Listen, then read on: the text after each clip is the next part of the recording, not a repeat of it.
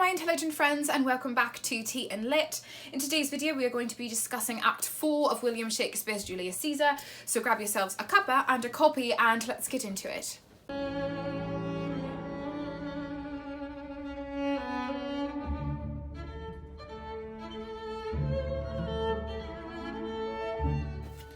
Why did you do that introduction in your British accent? I have no idea. I found Act 4 to be super boring. To be really honest with you, there are notes down below in the description box, but I did not find this to be the most stimulating of works of William Shakespeare.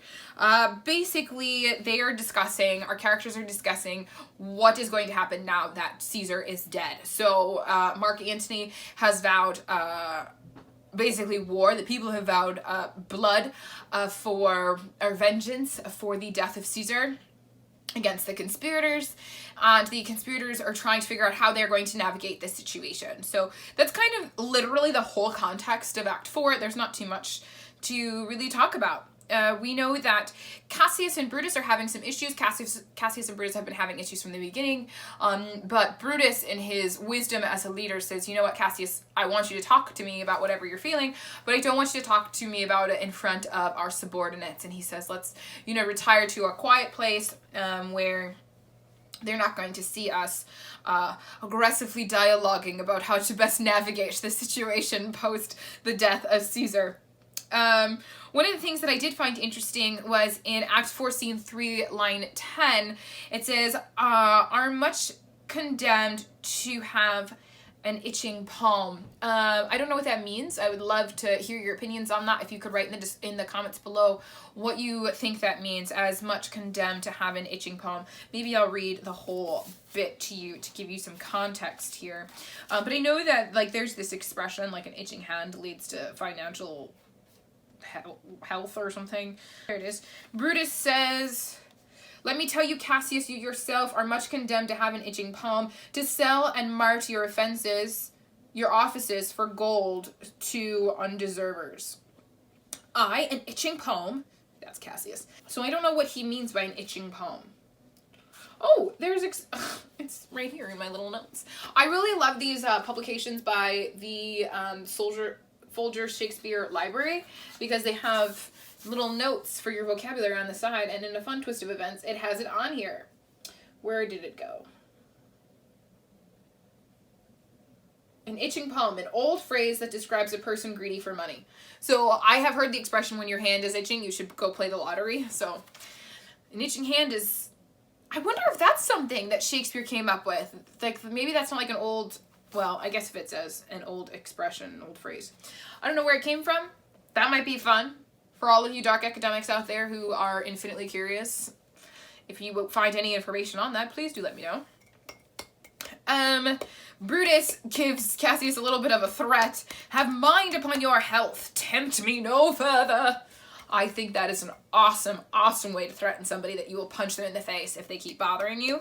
Have mind upon your health. Tempt me no further. Put that on a t-shirt. Then Cassius has a little bit of a temper tantrum and says, you wrong me every way. You wrong me. Basically, he's upset that Brutus is not, full throttle in all of the decisions Cassius is making and has made up until this point. Brutus has this, terrible quality of, thinking about decisions before he makes them, and, thinking about how the choices he's made is going to have cascading effects. Cassius seems like he just wants to be... He's feeling all of the feelings and not thinking them through. And in his hubris, he says to Brutus, there is my dagger, and here my naked breast, saying, if you think me so wrong, kill me here. One thing that's super, super sad is that we find out Portia is dead. Portia is Brutus's wife, and it's really heartbreaking to see that his wife is dead. And there was a weird answer. Portia's dead from heartbreak or something. It was kind of a weird thing. Cassius, of your philosophy you make no use if you give place to accidental evils. That's a good line. Brutus, no man bears sorrow better. Portia is dead. Huh? Portia? She is dead.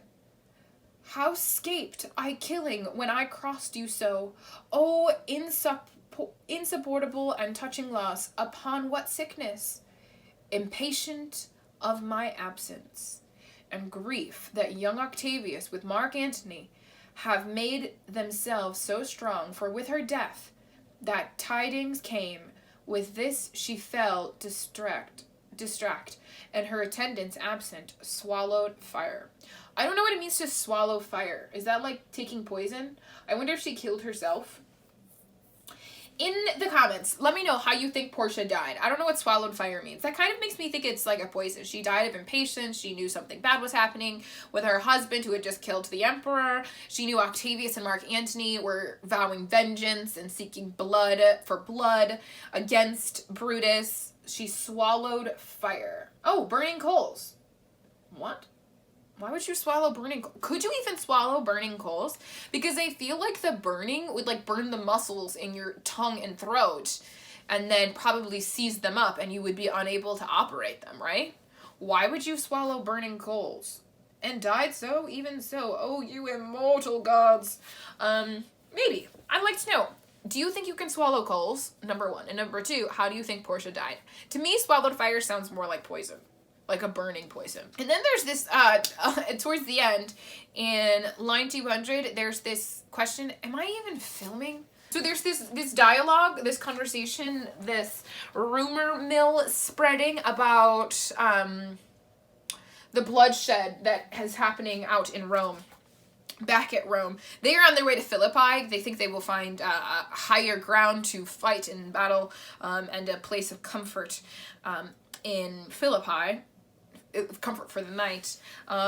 Some are saying that 100 senators are dead. Some are saying 70 senators are dead. So the rumor mill is spreading about the power of Mark Antony and how his vengeance seeking is going. My favorite line from this act is in scene 3, line 221. Great men, great losses should endure. I think that's something really poignant. That like sometimes we think that these people of extraordinary business prowess, of intellectual prowess, have magically, this great popularity. And one thing that if you have done any kind of reading or listening to of people who are successful based on however they determine success, they'll all say, I failed 99 times and didn't let it keep me down and got up the 100th time and it worked. And you hear that from everything from sport to business to technology to YouTube. Think of all the YouTubers you watch. Very few of them have, dropped YouTube channels and shot up to 1 million subscribers in a day, in a month, or whatever. It takes years of work and practice and learning and evolution to get to that point. And so, and in that time, there are great losses. And so that lesson of great men, great losses should endure. It's no walk in the park to achieve greatness. And it's something that happens through consistent hard work, and that means you have to make sacrifices and you lose things. So that was the quote. And of course, we've got quoted or some swag in the description box with quotes on it, so you guys can check those out if you'd like. There's all sorts of things, water bottles and mugs and coffee cups and things like that. Niggard. That was a word that stopped me. Niggard. Line 260. Brutus says, the deep of night is crept upon our talk, and nature must obey necessity, which we will niggard with a little rest. There is no more to say. Niggard, supply sparingly, which we will supply sparingly with a little rest. That was the vocabulary word of the day. Act 5 is next, guys. Please hit subscribe if you'd like to see Act 5 when, everything happens. And in the description, there's notes, there's swag. In the comments, I asked a question. What does it mean to swallow fire? What does that mean? I don't know. Hot coals? That seems unrealistic. Even by Roman standards. Well, maybe to put hot coals in someone's mouth as a form of torture. That makes sense. But, not that they'd swallow them. I don't think they would get that far. Maybe that's the point. They burn through your throat. I don't know. It seems like a weird way to kill somebody or to kill yourself. I don't know. What are your thoughts?